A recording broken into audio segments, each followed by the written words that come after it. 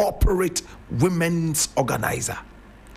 The very first time in the history of this country where women were gathered to form a cooperative union. In fact, it was done by this great black woman from this country called Ghana, Evelyn Amatefio. Evelyn Amatefio, my brother, my sister, was born circa 1916, 9 years after Kwame Nkrumah was born. In fact, she was a Ghanaian women organizer,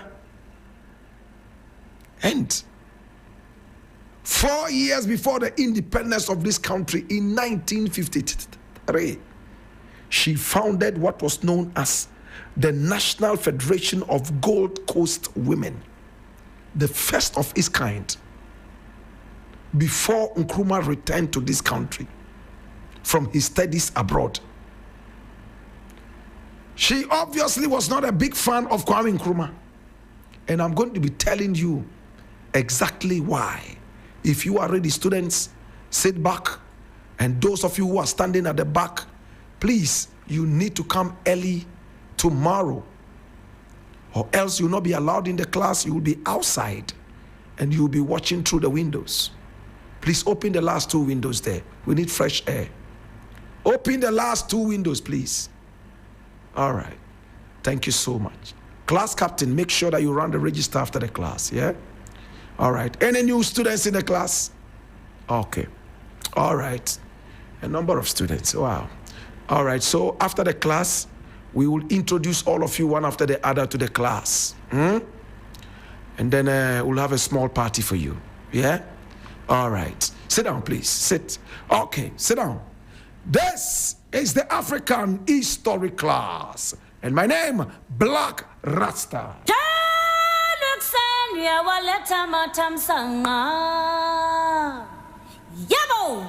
Today we're talking about Dr. Evelyn Mansa Amatefio. She was born in 1916 in Accra, the capital of Ghana. In fact, her parents, two of her sisters, and some of her aunties were involved in social and voluntary work in the 1920s and 30s. She started off by going to school at Accra Girls' School. After Accra Girls, she went to Achimota College. Eish. And then in 1937, when she was only about 19, she became a teacher at the Achimota Primary School. But she still continued to pursue her voluntary work. In the early 1950s, she had the opportunity to travel to Britain. And when she arrived there, she had another opportunity to study with the YWCA. And when we say YWCA, what do we mean? The Young Women's Christian Association. Young Women's Christian Association. It is a non-profit organization with a focus of empowerment, leadership, and rights of women, young women and girls in more than 100 countries. At the time when she arrived in Britain, the YWCA was most vibrant, and she joined them and studied with them. On her return, together with Annie Giage. Now, Annie Ruth Giage, also known as Annie Beta Giage, was a Ghanaian lawyer, judge, and woman rights activist. Remember, I said women's rights activist, not human. Women's rights activist. Tomorrow we'll be talking about this great black woman, a Ghanaian, and what she did. Our heroine for today, Evelyn Amatefio, alongside Annie Giage. In fact, and two other beautiful women, Tyra Kesley Hayford and Amanoa Kosa. In fact, and some others came all the way to the Gold Coast, and on arrival back in the Gold Coast, they founded the first YWCA in this country, because they saw how powerful it was in Britain and how vibrant it protected women's rights. And then boom, they decided that this was the opportunity to build one in the Gold Coast. She did it. After that, she traveled to the United States of America, and there she encountered the Jamaican Federation of Women.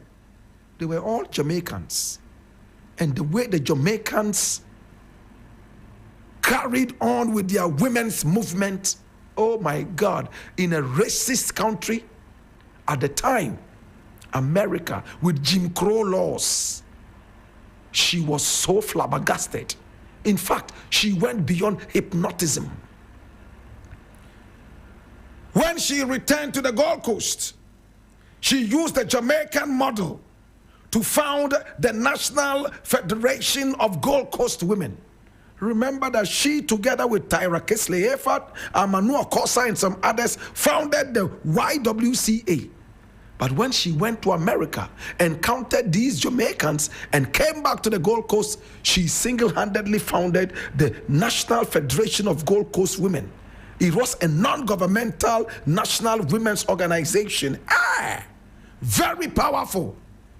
Very, very powerful. Almost every woman in Ghana at the time wanted to be part of the National Federation of Gold Coast Women. Oh my God. My brother, my sister, it was so powerful. It was established somewhere in 1953, going into 1954. It was founded. When Kwame Nkrumah returned to Ghana, he had his own idea of women's movements. He picked up women from far and near, empowered them to be able to go into the grassroots, because the National Federation of Gold Coast Women was more of a corporate movement. They dressed like white people. They spoke a lot of English language. Yes, it was powerful, but Nkrumah wanted more of an indigenous women's movement. My brother, my sister, she empowered market women, empowered fishmongers to be able to do that. Then in 1960, when it hosted the Conference for Women of Africa and African Descent, my brother, my sister, this organization known as the National Federation of Gold Coast Women became so huge, my brother, my sister, that it shocked many. My brother, my sister, so huge. This was 1960. Long after the independence of this nation, my brother, my sister, long after the independence of this nation,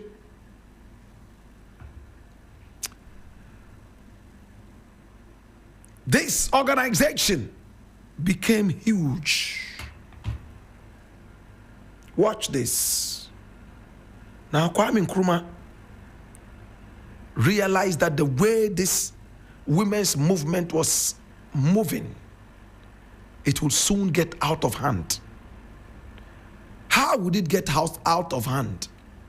Remember, I said it was a corporate movement. Now, people from all over Africa were coming in because of this women's movement. And Nkrumah wanted to find a way of bringing it under the umbrella of the independence of Ghana, or the independent state of Ghana. But Amatefio did not like that idea.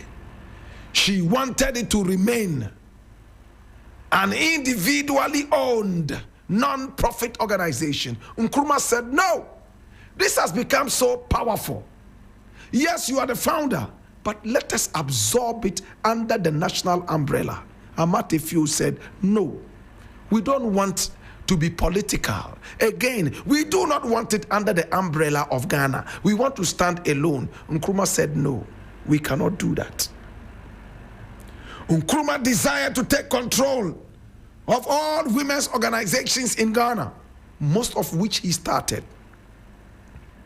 And then, in 1960, after the Conference for Women of Africa and African Descent, Nkrumah decided to dissolve the National Federation of Gold Coast Women. That was how it ended. My brother, my sister, Nkrumah outlawed it, dissolved it, and then Nkrumah asked that it be absorbed into, in fact, what is known as